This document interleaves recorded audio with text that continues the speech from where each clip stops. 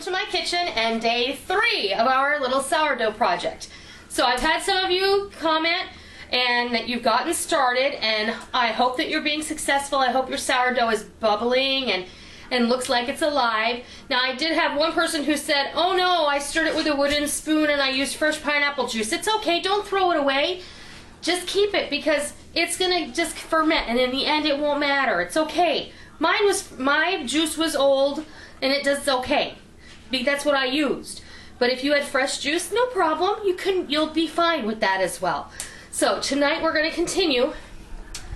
And I have previously stirred this twice today. You can see that it is bubbly and foamy. I'm going to stick my spoon in there just to, and it is getting a bit liquidy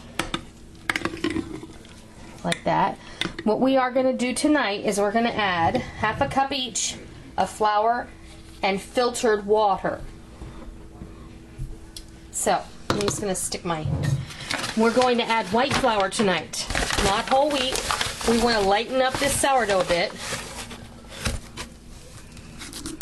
And my spoon is in there, so my canning funnel is a bit wonky. And this is a 1/4 cup measure, so let's see, we have a 1/4 cup measure twice of water, half a cup of water. And we may have to adjust that once I stir it up to see where we are. Let's see.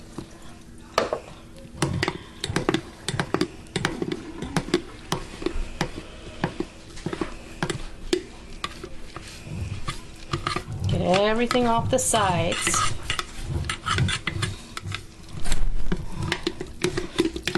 You're gonna have to get a little elbow grease in there.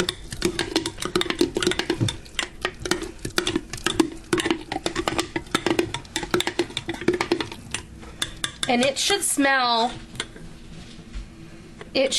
smell a little pineapple-y, but it will smell more fermented than anything. Let me grab another spoon just so I can scrape this spoon off. It's kind of awkward, but get the majority of that off of there.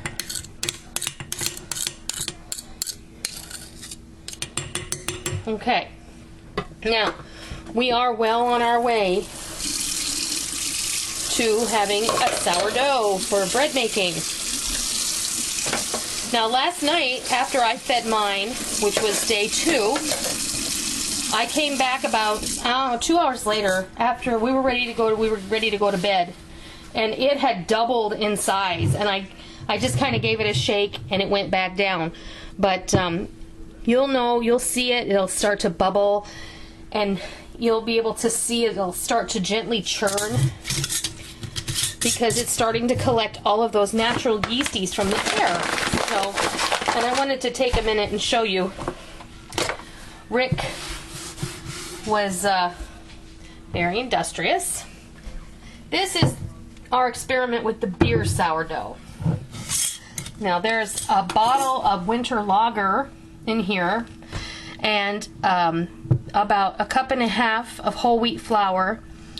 And last night this morning, pardon me, he opened up the beer last night and left it open on the counter so it would flatten a bit.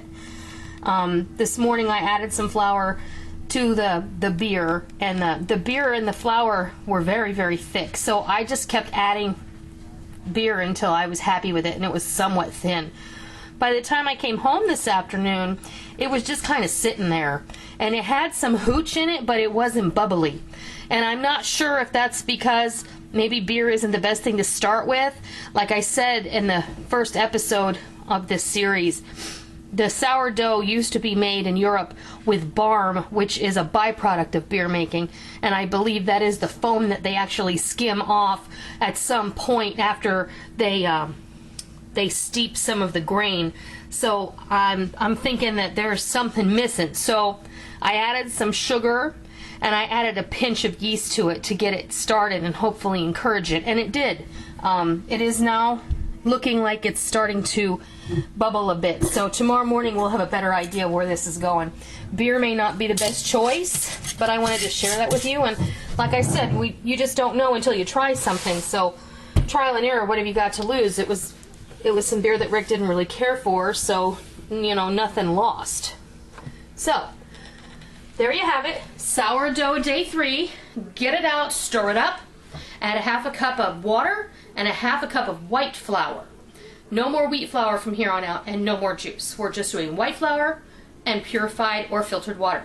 So, I hope you try it, I hope you love it, I hope you're really having fun with this experiment, because in the end I think that we're really going to have a great loaf of bread. Until next time, I'll see ya!